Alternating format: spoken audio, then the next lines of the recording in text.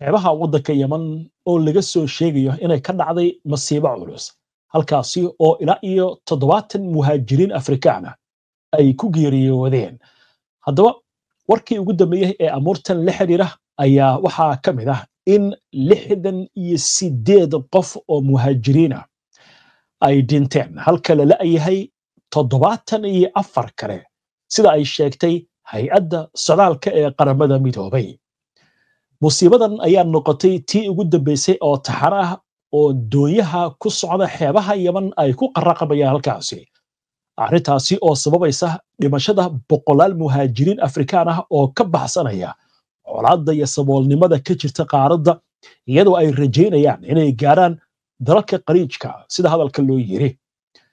doonidan oo 154 muhaajiriin Itoobiyaan ah ayaa ku degtay badda gacanka cadmeed meel u dhow gobolka koonfureed ee Abyaan ee dalka Yemen sida wakaaladda wararka ee AB oo u sheegay Cabdusatuur Isof madaxa hay'adda socdaalka adduunka ee IOM ee qaramada midoobay.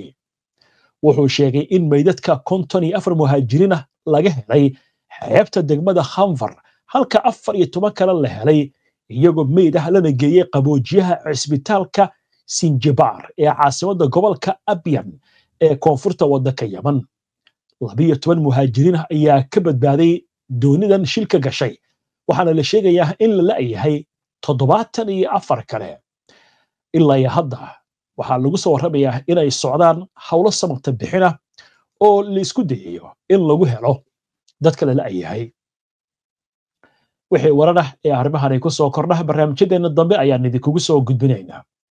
وهجاج حاجة قزاء دي أنا كوبلونه وركب جدا بيوحي شيء يعني إسرائيل يسيو ضد قيمها يورنا وعلى الشيء يا ضد بدن فلسطينيين إن لجوا يري جوبها راشين كلا قيبي كواسي أو حري السقط اللي جوبها ستة وركوا حين تاسي كود ريان إن إسرائيل كيدنا أي كصعدان كلمة جوكتة أو كأدن وحل قاضي دونه وحل لي هاي تضبط كان وحل وضع قرشيال بلارن أو لحريرة سيد الدجال كان لجوا بلارن لها إن كستو abaanduulaha ciidanka Israa'iil iyala zamiir uu sheegayo balaarinta hawlgalka militarigu inay qatar gelin karto maxaabiista lagu haysto Mareykanka Gaza.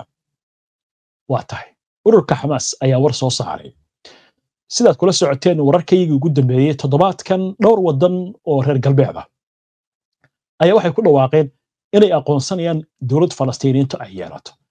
Xamaas waxay leedahay arrintaasi waxay ku timid mirihii weerarkii 7 Oktoobar ee duufaanta Al-Aqsa. haddaba waraysi uu siiyey telefishinka Al Jazeera mid ka mid ah ururka Xamaas oo lagu magacaabo Ghazi Hamad ayaa waxa uu sheegay in asbuucan mawjadaha la arkay ee aqoonsiga dowlad Falastiiniinta ay yeelato oo reer galbeedku ay ku dhawaaqayaan ay tahay arrin ka timid ama mir dhalka weerarkii 7 Oktoobar.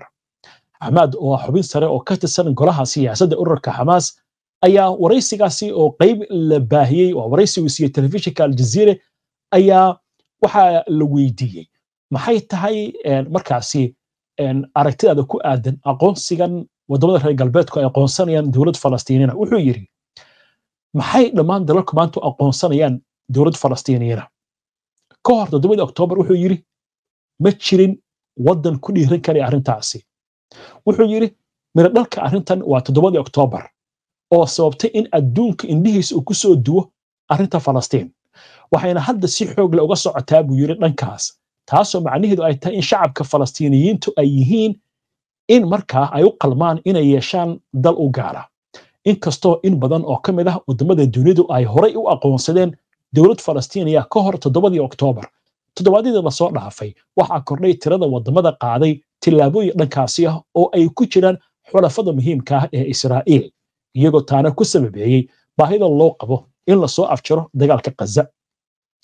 isagoo ka falcelinaya hadalka Hamad wasiirka arrimaha dibadda ee Israa'iil Gideon Saar wuxuu sheegay in aqoonsiga hal dhinac oo Falastiin la siiyaa uu ka macno yahay oo sida dalka u dhigay abaalmarin la siinayo argagixisada waxaana si gaar ah farta ugu fiiqay wadamada Faransiiska, Britain iyo Canada oo uu yiri waxaad u sacabtumaysaan in argagixisada oo sida dalka u dhigay aad aqoonsi siisaan. waayahay qodobkaas halkaas ayna kaga gudubno dhanka Israa'iil ayna dib ugu laabanno. xalay waxaan idin soo gudbinay 600 oo saraakiishii hore ee ciidanka Israa'iil oo warqad u qoray madaxweynaha Mareykanka Donald Trump oo ay leeyihiin dagaalkaada soo gabagabeyn kara dagaalka soo gabagabeeya. haddaba waxaa kaloo iyaguna hadlay saraakiil muhiim ah oo qaybaha sirdoonka ka tirsan kuwaasi oo saxaafadda la hadlay. haddaba maxay sheegeen? aynu eegno wararka ay sheegeen. waxaynu ka hormaraynaa Amos Malka, madaxii hore ee hay'adda sirdoonka militariga Israa'iil, wuxuu yiri howlgalka Gideon ee Gaza waxa natiijo ma keenin. dagaalku si sax ayuu ku bilowday, laakiin markuu gaaray yoolkiisii wuxuu Israa'iil geliyay qatar dhanka ammaanka ah. Yoram Cohen, madaxii hore ee hay'adda amniga gudaha Shin Bet, ayaa isna wuxuu yiri waxaan ku bixinay dagaalkan qiimo aad u weyn, dhimasho iyo dhaawac fara badanna wayna kula kulnay, halka guulihii la gaarayna ay aad u yar yihiin. Donny Yatom, madaxii hore ee sirdoonka Mossad, wuxuu yiri isaguna waa waqtigii la joojin lahaa dagaalka. Tamir Bardo, oo sidoo kale madaxa Mossad ka mid ahaa, ayaa wuxuu yiri waxaan isugu been abuuranay xaqiiqda, waxaana beentii ku iibinay buu yiri ama ka iibinay shacabka. Moshe Yaalon, wasiirkii hore ee gaashaandhigga ee Israa'iil iyo abaanduulihii hore ee ciidamada, wuxuu yiri xukuumaddeena hadda waxaa ka mid ah xubno aan war hayn oo ku jiidaya xukuumadda wadada ama jihada aan xaqiiqda ku salaysnayn. arrimahan ayaa waxay muujinayaan sida Israa'iil uu kala qaybsan yahay si wadida dagaalka, iyadoo Netanyahu weli isu habun qabo in la sii ambaqaado dagaal kale. sheekadii Masar way noo soo socotaa, laakiin markana aynu eegno Israa'iil oo ka dalbanaysa golaha ammaanka ee qaramada midoobay inuu shir iskugu yimaado.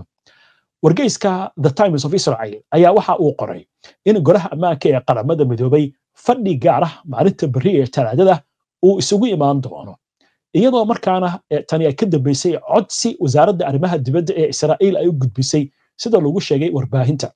tilaabadan ayaa waxay imaanaysaa xilli Israa'iil ay dalbanayso in la cambaareeyo muuqaalada Xamaas ay baahisay ee ku aadan maxaabiista lagu haysta Mareykanka Gaza. wasiirka arrimaha dibadda ee Israa'iil Gideon Saar ayaa waxa uu martigeliyay wafdi ka socda Koongareeska Mareykanka oo uu hogaaminayo afhayeenka aqalka wakiilada Mike Johnson oo ah xubin ka tirsan xisbiga Jamhuuriga. waxaana la sheegayaa in laga wada hadlay wasiir dalka loo dhigay in loo baahan yahay golaha ammaanka ee qaramada midoobay inuu qaato door ku aadan in la cambaareeyo Xamaas iyo Jihaadul Islaami, kooxda lagu magacaabo oo iyagu soo bandhigay muuqaalada maxaabiista. laakiin arrintan waxaa ka falcelinaya Falastiiniyiinta. waxay leeyihiin iska dhaaf laba qof oo nool, shalayba ugu dambeysay mid ka mid ah maxaabiista ee Falastiiniyiinta xabsi uu ku jiray gudaha Israa'iil ayuu ku dhintay. tacadiyada laga soo sheegayo meeshaasna waxa laga hadli karaa maaha baa laleeyahay. annaga waxay yidhahdeen maxaabiista aan soo bandhignay waa maxaabiis waxa annagu aan cuna hadday annagu waxba aan cuninna ma cunaan, laakiin Israa'iil maxaabiista ay haysto iyadoo u haysa waxay cunaan ayay gaajo ku dilaysaa.